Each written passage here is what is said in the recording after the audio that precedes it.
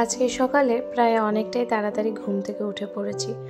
আর মিঠি রানীকে বলেছিলাম যে আজকে আমি তোমাকে আপ্পে বানিয়ে দেবো। তো এই নিয়ে আগে আমি দুবার বানিয়েছি, আর আজকে ভাবলাম একটু তোমাদের সাথে শেয়ার করি। এটা একটু তাড়াতাড়ি হয়ে যায়, আর ওর যেহেতু এখনও খুবই ছোট, 3 বছর ওর বয়স, তো ভাবি এমন কিছু একটা টিফিনে বানিয়ে দেবো যেটা একটু নরম হবে আর খেতেও টেস্টি হবে। তো এখানে সুজি দিয়েই বানাচ্ছি। সুজি দিয়ে দইটাকে ভালো করে কিছুক্ষণ ভিজিয়ে রেখেছিলাম। তারপরে আধা ঘন্টা পরে সেখানে 1 প্যাকেট ইনো আর স্বাদ মতো নুন দিয়ে ভালো করে ফেটিয়ে নিলাম ব্যাটারটা।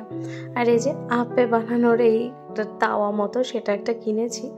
তো যাই হোক, তারপরে তার মধ্যে তেল বুলিয়ে, সাদা তেল বুলিয়ে আর ছোট ছোট করে দিয়ে দিলাম। আর সাথে বানিয়েছিলাম সাদা চাটনি। আজকে ভালোই হয়েছে, মিঠি রানীর বাবাই আর মিঠি রানীর জন্য সেম টিফিন। তো রোজই ওকে জিজ্ঞেস করতে হয় যে তুমি আজকে কি খাবে, তো ওই বলেছিল যে খাবে। আর মিঠি রানীও হয়েছে পুরো তার বাবাইয়ের মতো, পুরো এই সাউথ ইন্ডিয়ান খাবারগুলো খেতে কিন্তু ভীষণ ভালোবাসে। তো যাই হোক, অল্প অল্প করে আমি দিয়ে দিলাম এই ছোট ছোট গোল করে। এরপর কিছুক্ষণ হবে, মানে কিছুক্ষণ ঢেকে রাখবো। তারপরেই কিন্তু দেখো এগুলো বেশ ফুলে গেছে। আবার একটু একটু করে পাল্টে দিলাম। 5 মিনিটই হয়তো লেগেছিলো, এর চেয়ে বেশি লাগেনি, সময় বেশিক্ষণ লাগেনি। তো ফাইনালি রেডি। তো চলো টাটা, আবার দেখা হবে।